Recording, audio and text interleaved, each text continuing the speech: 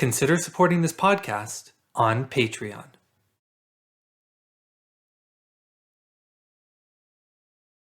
On this episode of the What is Asia podcast, the season 1 finale, I sit down with Lee Moore, a Ph.D. candidate in the University of Oregon's East Asian Languages and Literatures Department, to talk about the history of museum building projects in both China and Taiwan, and the political and social messages that they have conveyed and convey today.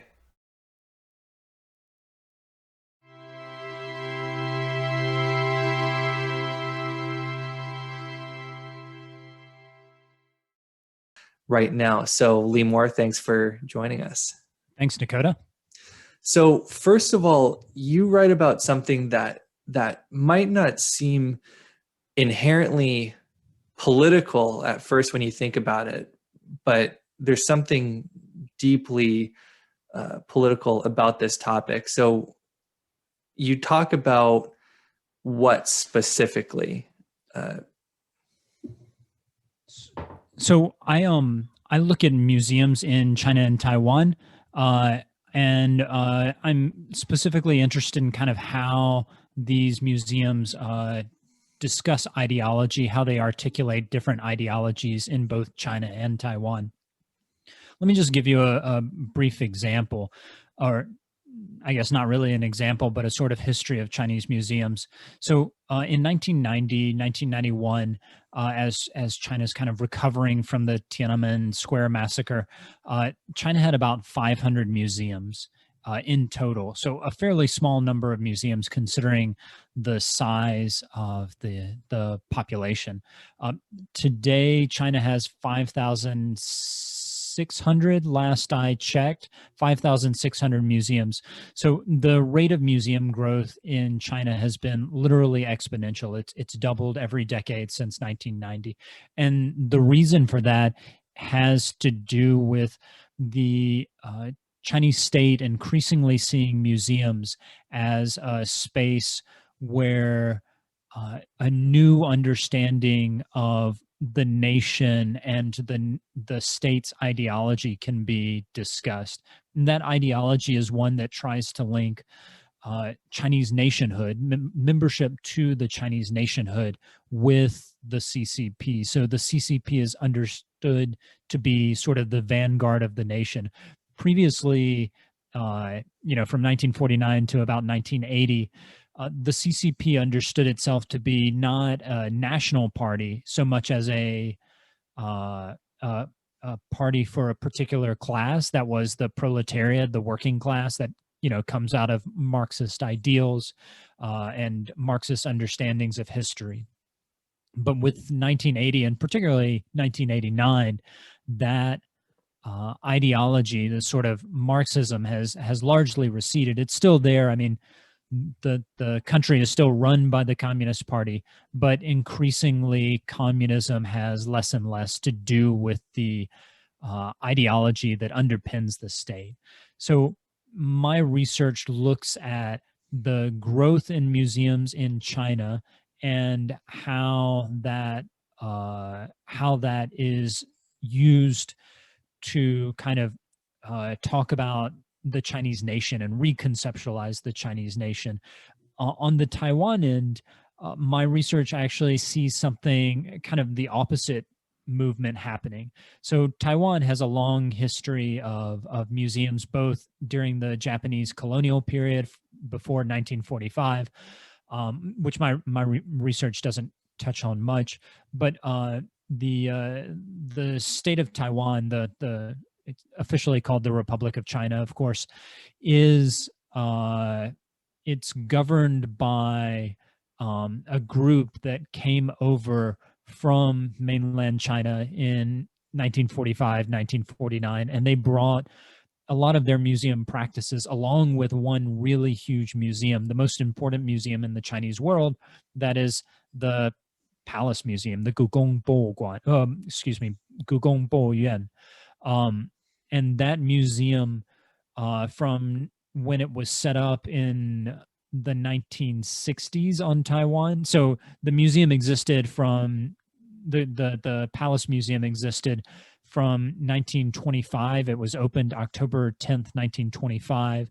and it sort of existed on and off during the 1920s, the 1930s, and the 1940s. And then it was packed up, and the best 20% of the stuff, the artifacts, were shipped to Taiwan to protect them from the communists. And during the 1960s, Taiwan built a museum, and this museum was actually kind of similar to how museums in the PRC are today, in that this museum was meant to kind of articulate an understanding of Chineseness in the population of Taiwan. Now, I think most of your listeners are pretty well educated on what happened, but just in case they're not, this party called the KMT they lose the civil war in China in the period between 1945 and 1949. 1949, a lot of them escape along with those artifacts over to Taiwan to kind of make a last stand or just to survive. Taiwan had been a Japanese colony up to 1945, and many Taiwanese didn't actually consider themselves to be quote unquote Chinese. And we don't need to get into, what that means as an identity, but they just didn't identify as Chinese. They spoke, a lot of them spoke Japanese as their main language of business. They spoke Taiwanese or that is Hoklo. And some of them spoke Hakka at home, but most of them spoke Japanese, kind of doing day-to-day business stuff. So you had this population that didn't speak any Mandarin. They were told that they were Chinese and that they should be speaking Mandarin, and that Chinese identity was enforced upon them. They literally, when the KMT took over, essentially speaking anything other than Mandarin outside the home was pretty much illegal. Not entirely, but they had to be instructed on how to be Chinese and what it meant to be Chinese. And they had to be told again and again and again that they were Chinese. And the Palace Museum was actually one of the ways they were taught to be Chinese. So it's this kind of, the Palace Museum and other museums in Taiwan actually functioned as a kind of imperial colonial institution where the Taiwanese are being told you're Chinese, even though there's a lot of resistance to that identity being imposed on them. Fast forward to today, and actually museums are being used in completely different ways. Taiwan is now largely being run by a group, by a party that sees itself not as Chinese, but identifies as something not Chinese. I don't want to, it's kind of hard to say what Taiwanese folks think of themselves, but they definitely are resistant to this identity of Chineseness that was imposed on them a couple of decades ago. So they're using museums to try and construct non-Chinese identities. Now, that Palace Museum, it's still there. It's still the most important museum in the Chinese-speaking world.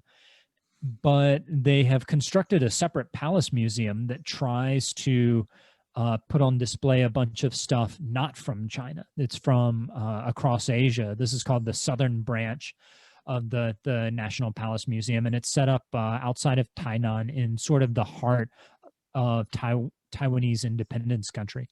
So what I find fascinating is that both China and Taiwan are trying to use the museum to articulate a new vision of the nation. They're trying to kind of say, hey, this is what it means to be Chinese, or this is what it means to be non-Chinese in the case of Taiwan, and kind of struggling with these definitions of what is a nation, who are we as a nation, and how can we use the museum to define that.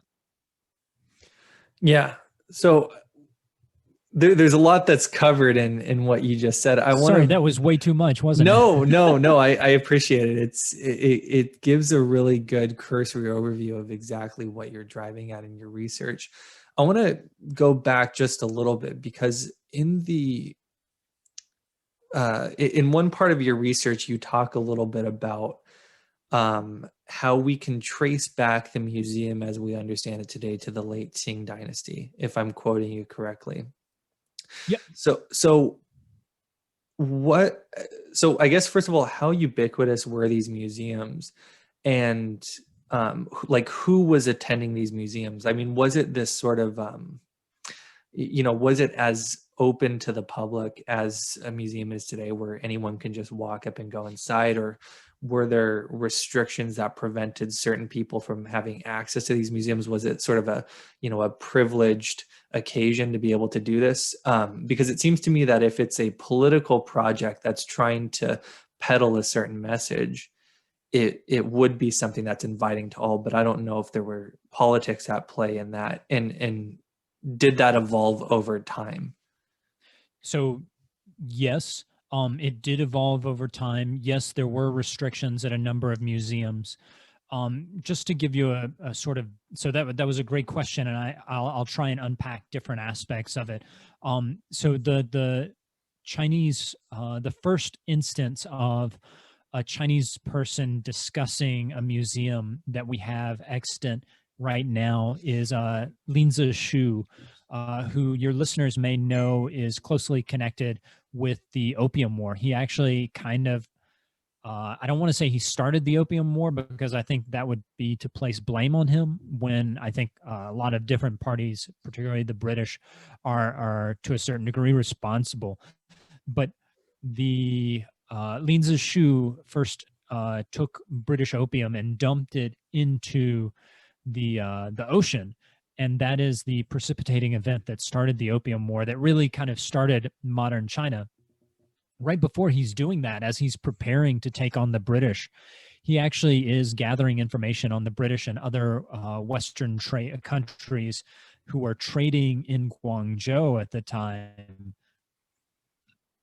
And one of the things that he comes up with is this discussion of the museum. It's very cursory, very short passage, but he's actually the first person to discuss the museum. Wait until a couple of decades later, and then you have people increasingly discussing museums, talking about museums that they're visiting in the West, things like that. The first museum to actually open in China, and this is there's a lot of contention over this, but I would argue that the first museum to open in China is actually a museum built by the Royal Asiatic Society in Shanghai. So you have these British colonialists who build this museum in Shanghai in 1874. Lots of people visited.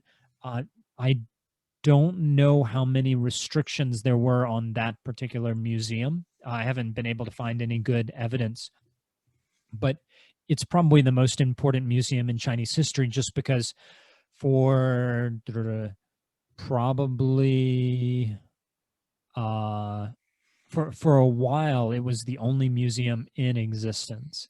There are other institutions that claim to be earlier museums. There's another museum in Shanghai, but it doesn't really qualify as a museum. There's actually a museum that the East India Company built in what is now Macau in the 1830s, but that wasn't a part of I'll say Chinese territory, or territory controlled by the Qing.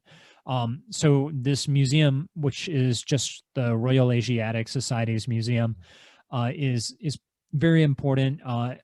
By the 1920s and 1930s, when I've been able to find good data, you have probably 60,000 people visiting the museum every year. So there's fairly significant interest, particularly amongst Chinese school children.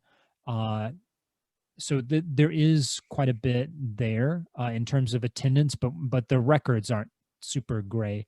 There's another museum that can kind of claim to be the first Chinese museum. A lot of Chinese scholars pin the museum in Nantong, in just north of Shanghai, as the first Chinese museum, because it's the first museum founded by a Chinese individual, and that actually had a lot of limits on who could visit.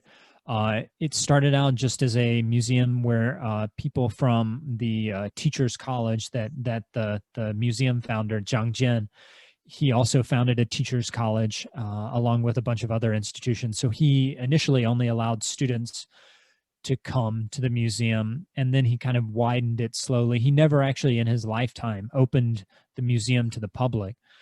So lots of limits there. The most important museum other than the Shanghai Museum is probably still the Gugong Boyuan, or the Palace Museum that opened in 1925, and there were a lot of politics behind it. Actually, the museum. And sorry, I just want to clarify that you're referring to the National Palace Museum in Beijing, correct? So I am referring to the institution of the Palace Museum, which wasn't actually called the National Palace Museum at this point. Sorry, it's kind of confusing. So there is, it's confusing, and it's a great question. The reason it's confusing is because there are sort of three museums that you can call the Palace Museum. There's the museum that's founded in 1925. That museum actually gets packed up and moved around China during the 1930s and 1940s. And then the best 20% of the stuff there goes to Taiwan, and it becomes the Guoli Gugong Boyuan in Taipei. And then the other stuff actually goes back to Beijing, and it becomes the modern Gugong Boyuan, the modern Palace Museum, which is kind of fascinating because where else do you have a museum where else in the world do you have two museums that claim to be the same museum? It's like the perfect encapsulation of Yeah. what the conflict between China and Taiwan. Yeah. So in 1925, you're referring to this mobile museum. It at this point it wasn't actually mobile. It would become mobile in a couple of years. Okay, Uh, I see. and, I understand. and so during I want to say 1936, some of the collection was sent off to London, and then it came back via Moscow. As the Japanese increasingly invaded into the core of China, the collection actually moved around, and for many years it was not open to the public. It wasn't really a museum. It was just a collection of artifacts. But from 1925 into the early 1930s, it was open to the public. You had to pay a fair amount to get in. It was about a day's. The amount was about equivalent to the amount a laborer could make in a day. So it was something that foreigners and elite Chinese could easily afford, but it wasn't something that might easily be. It wasn't free. And still, in the first 2 days that it opened in 1925, I think 50,000 people came. It was packed. It was incredibly popular. Yeah. Sorry, I've talked too long. No, no, not at all. I want to jump into talking a little bit more about China's museum building projects in the autonomous regions. So, looking particularly, one museum that you focus on is the Kashgar Urban Planning Museum. And you note something really interesting here, that there's no artifacts in it, which for someone listening they might say, well, then, how is it a Is it a museum if there's museum? no Yeah. artifacts? What is the purpose of having no artifacts? And what I guess there's a three-part question. What's the purpose of having no artifacts? What's the purpose of the museum as a whole? And then you say something specifically about how Uyghurs and Muslims are portrayed and why are they portrayed that way. So there's three questions there that you can sort of unpack at your leisure. So one of my arguments is that the museum in China it's understood to be very closely connected with this long literary tradition in Chinese culture. The museum in outside of China is largely understood to be built around the artifact. And so a lot of your listeners would be like, what is a museum without artifacts? Is that even really a museum? at the very least, many Chinese museums have no artifacts. I think part of that's just kind of a logistical issue, because when you build 5,000 museums in a couple of decades, you know, there's not even for a place like China, there's just not that much stuff. But I think it's also, to a certain degree, ideological, I guess I would call it. The museum is not so in the concept of the museum as it developed in Western Europe. It was meant to display the object, and you were able to see this artifact and under, like, you were supposed to come to knowledge via through seeing the artifact. Um, and there was kind of like, you felt like you could trust, there was an authority to the artifact because you could trust that artifact, and it wasn't someone telling you how history had happened, that this thing had happened 1,000 years ago. You had the proof right in front of your eyes that it did happen, that someone built this thing. So there's an issue of authority that comes with artifacts in China, because of the highly ideological nature of the PRC. I believe that there is this move away from the artifact. Initially, when the museum as an idea, as a concept, was brought into China, it looked that concept of the museum looked a lot like the museum in Western Europe and the US. But as the museum has become increasingly important to the PRC, the museum has become less about proving that something happened back in history, or proving that you know, this thing is correct, and it's been more a sort of performance of Chineseness, a performance of the nation, and you know, you're just supposed to believe whatever is written in the museum. I don't know if, when I gave you, because I shared a couple of the things that I've written. Yeah. There was an event I saw. It wasn't an event really. It was just like something that happened every day when I went to the it's the Marco Polo Bridge Museum, which the Marco Polo Bridge was the site in 1937 where the Japanese began their full invasion of China, that sparked the Sino-Japanese War, that was, you know, eventually kind of folded into World War II. And what's interesting is that until the 1980s, the CCP largely kind of played down discussions of the Marco Polo Bridge incident, mainly because there were no communists there. No communists died there.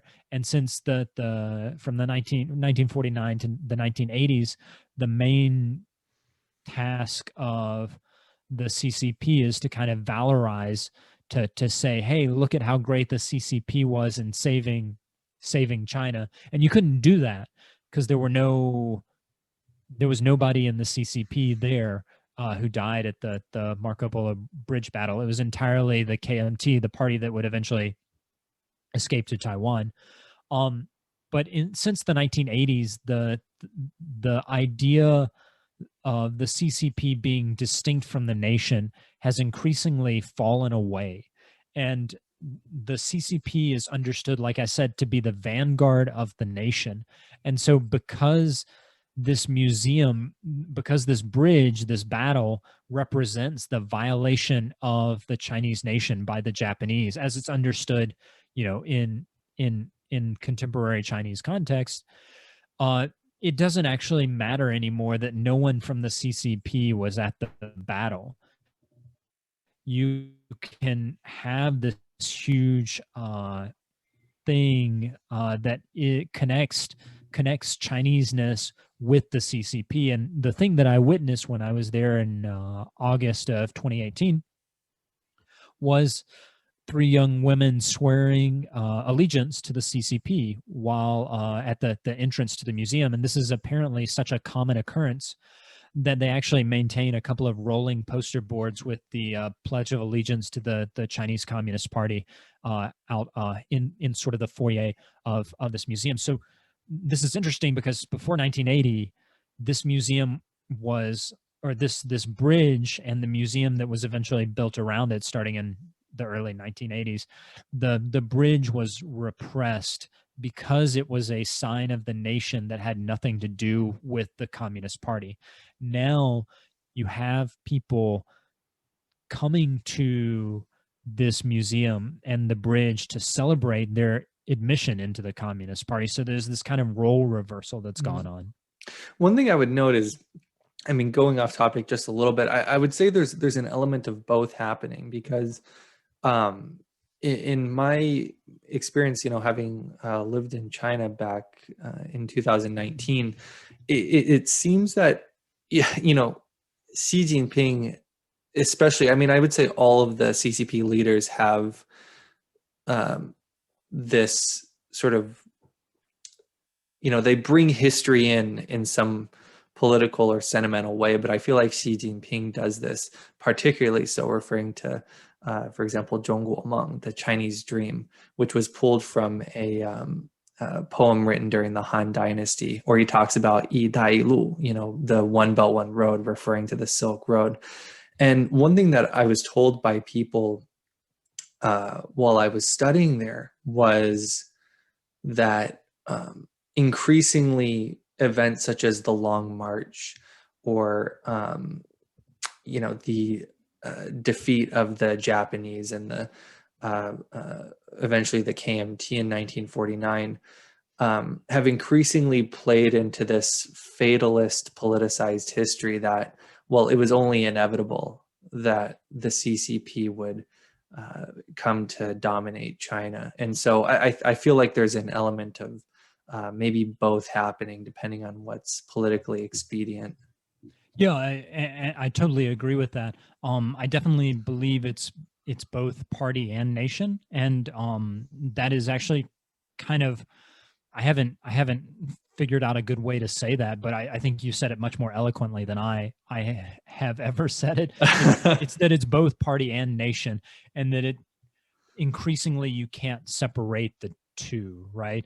I'll give you another example. So in the 1950s, the party decided that it was going to celebrate the 10th anniversary of the foundation of the PRC by building two museums, a museum of the history of the Chinese people and a museum of the history of the Chinese Revolution. So on one side you had the people, on the other side you had the party.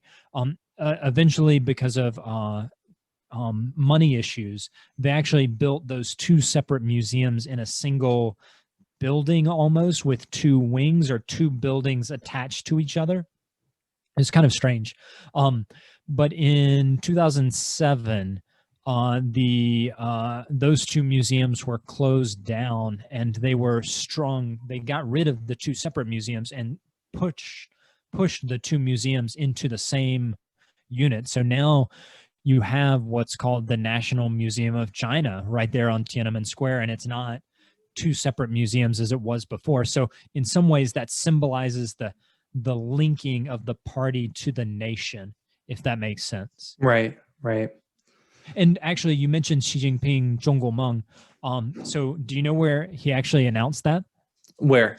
The National Museum of China. Once it opened up, he actually, that was his first usage of Zhongguomeng, and his first sort of big kind of policy speech. Mm-hmm.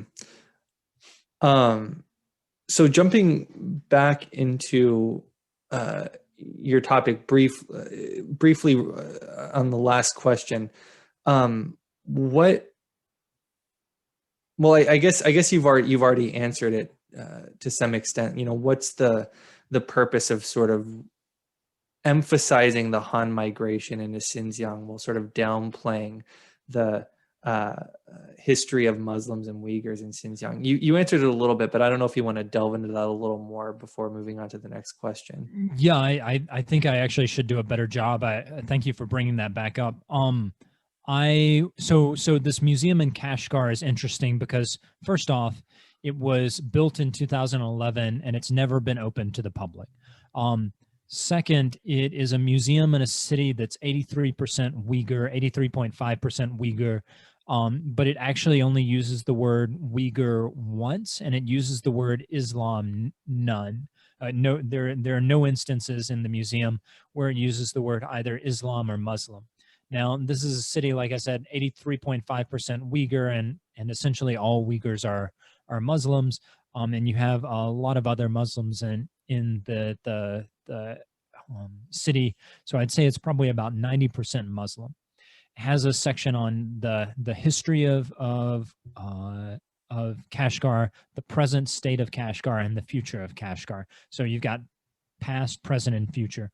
How do you discuss the history of a region without that's 90% Muslim without ever once using the word Islam? How do you discuss the history of a region without, the main discussion of the history of the people?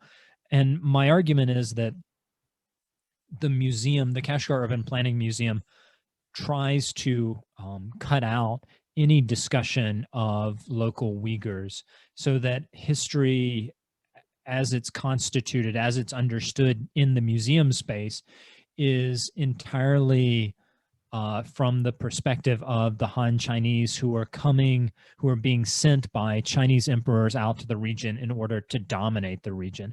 So you have an ambassador from China who comes to the region and he says, "I own this. This is my land. This is China's territory." You have another military official from the Han Dynasty who comes and essentially he says the same thing. I mean, they don't make the argument. They don't explicitly say China owns this, but that's kind of the message that they're conveying. And specifically in cutting Uyghurs out of the history of Kashgar, they're trying to essentially essentially understand the region as a purely Chinese region. And some people will argue that Uyghurs are part of the Zhonghua Minzu, it's the Zhonghua Renmin Gongheguo.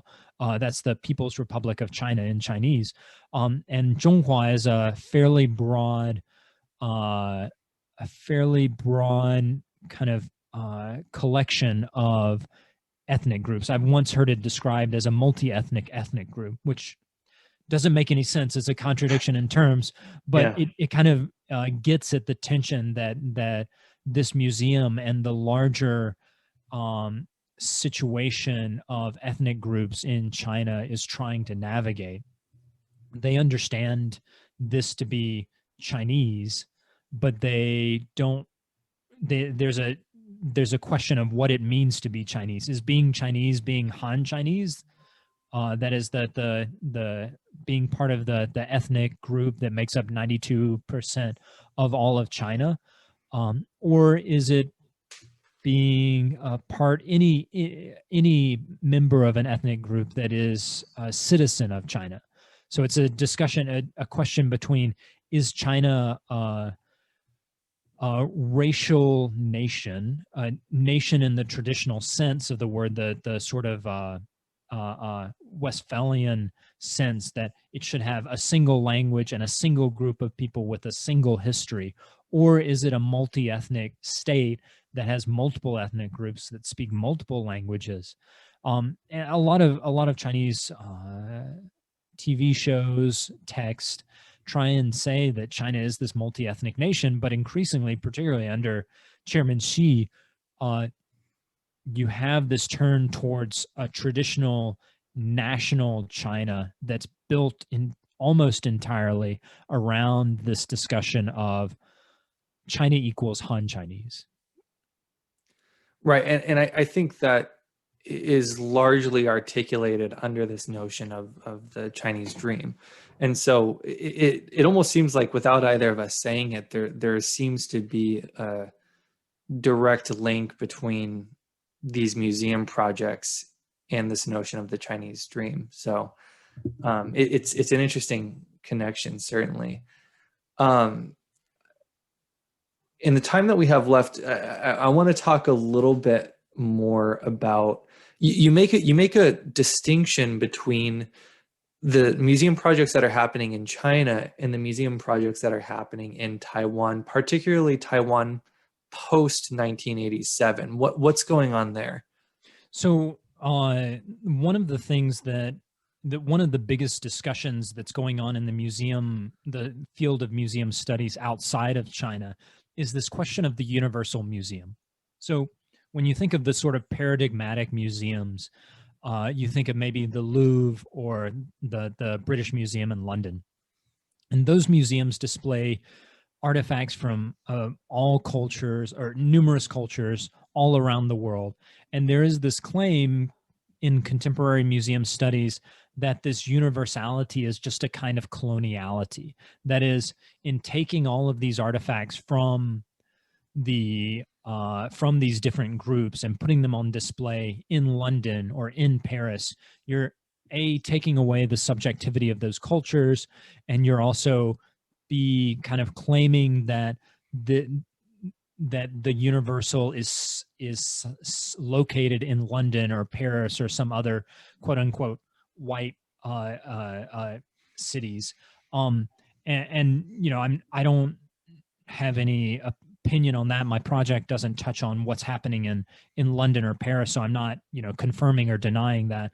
But what I am trying to do is sort of provincialize London and Paris and this Eurocentric discussion of the Universal Museum by noting that China is increasingly, the PRC is using national museums as a kind of colonialism, just as you know, there is some coloniality in these museums in London and Paris. But also, what I find most fascinating is how Taiwanese museums are increasingly claiming to be universal, and yet they're using a universal this framework of universality that they're getting from these museums in London and Paris. They're using that framework to reject colonialism.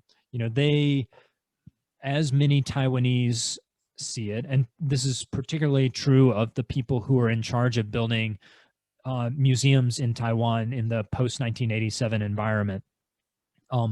They see Chinese identity as a kind of colonialism that was imposed on the Taiwanese people. They say, you know, this is them talking, not me. You know, we're not Chinese, we're Taiwanese. It's a different thing. Again, I'm not kind of advocating for or against that claim. I'm just stating that this is their position. And so they say, we are going to try and discuss this museum, we're going to try and use this universal framework to reject that colonialism of Chineseness, of Chinese nationhood. I can give you, so the example that I talked about briefly was the southern branch of the National Palace Museum. So that museum actually discusses, it doesn't actually have any artifacts that are quote unquote Chinese, which is the sort of bread and butter of the northern branch of the National Palace Museum. It's all about like stuff from ancient China that's, you know, really quite stunning. The southern branch, which I have still not been able to get to because of COVID, is fascinating because it mostly talks about stuff from Asia. These are artifacts that are in the imperial collection that come from places outside of quote unquote China, that are the claim that is being made is that Taiwan is not just a part of China. It's a part of this wider circulation of artifacts in East Asia. There are other museums. There's actually a museum called the Chimei Museum, where a Taiwanese gentleman built a museum that doesn't actually have anything from China. It's a collection of like medieval and early Renaissance European artworks. It's got lots of weapons from Europe, Japan, North America, all of this kind of stuff, but nothing about China. And there is this kind of, even outside the museum, you actually have Greek gods and goddesses, statues of Greek gods and goddesses that are lining the sort of walkway, the pathway into the museum. Right. And I wanted to ask you a question about this because I wasn't completely clear on this when in the materials that you sent me. Is what's happening with, for example, the Chimei Museum a greater trend that's happening in Taiwan, or is this an isolated case, or maybe there's just a couple of other cases here and there? It is. There are a couple of other cases, but my argument is that it's starting to kind of seep into the mainstream Taiwanese museological discourse. Mhm. Um, I don't think Taiwan has the money or ability to build a bunch of universal museums that can match the Louvre, but they are trying very hard with the southern branch of the National Palace Museum, which is a project that's constructed by uh, a government, various aspects of the government that lean towards Taiwanese independence and are skeptical of China. Mhm. I just had a couple more questions here. One of them, and you know, you can answer this to the extent that you're comfortable talking about it, but it seems that going to China and doing this research, you might encounter some people who um, think of your research as being distasteful or an unfair critique of the CCP, especially because what's happening in Xinjiang is such a touchy issue. When you do this research in China, how do you talk about it with people in China, and what is their reaction to your research? I try and when so I've only been back to China in 2018, and when I was there, I tried to frame my research as uh, doing work doing work on museums in China as an interest in that.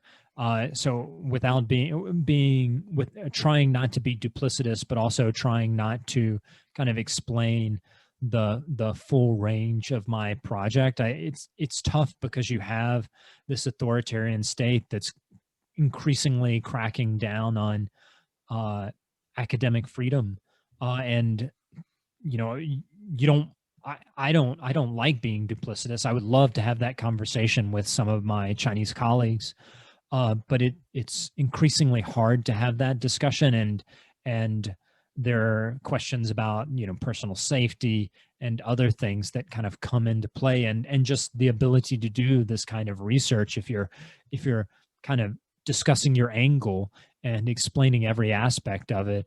uh you know it it could get shut down in a variety of ways. I just want to say, I try and be as critical of the Taiwanese side as I am of the other side of the Taiwan Straits in the PRC. I don't think that anybody has the moral high ground really. Um, Right, right. And yeah, I mean, it's certainly, especially as relations between the U.S. and China heat up. I mean, it's just not just for you, but for all disciplines, including for someone like me who specifically studies Taiwan. It has become an increasingly precarious situation for academics, particularly academics from the West.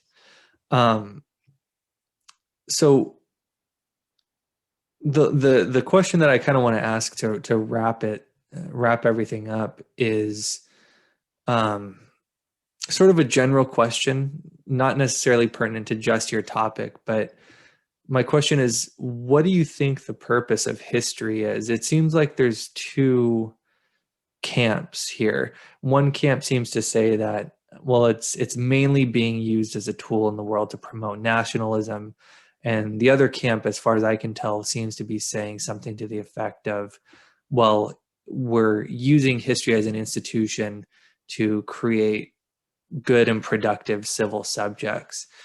It seems like, at least talking about your research, it seems like it's more for the former. Like, it seems to be that right now, a lot of government institutions are using history to promote some sort of nationalist rhetoric. But maybe you take a third camp or a mix of one of those two things and asking the question, why should we be teaching history? What is the purpose of history?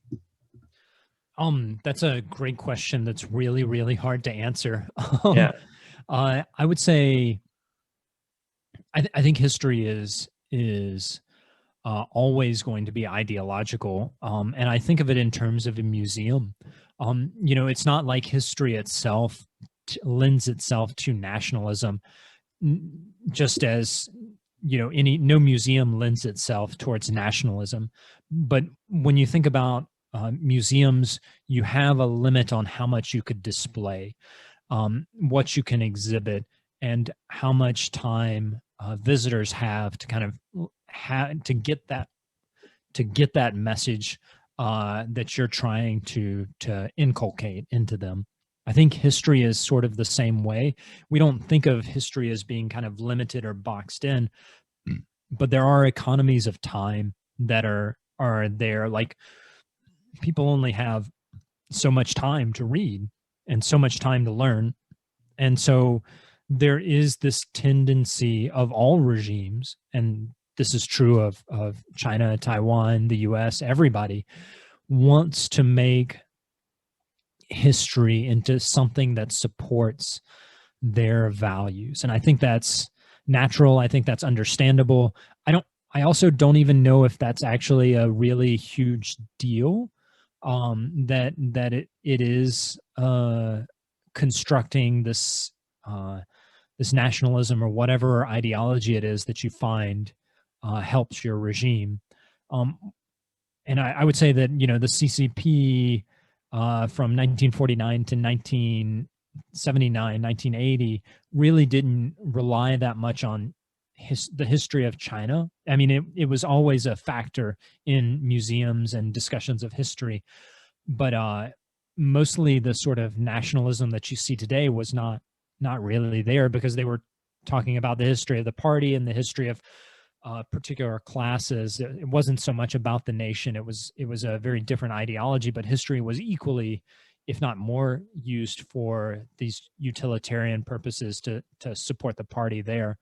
I think that this is not always a problem, this utilization of history. I think it's going to happen. I think it's inevitable.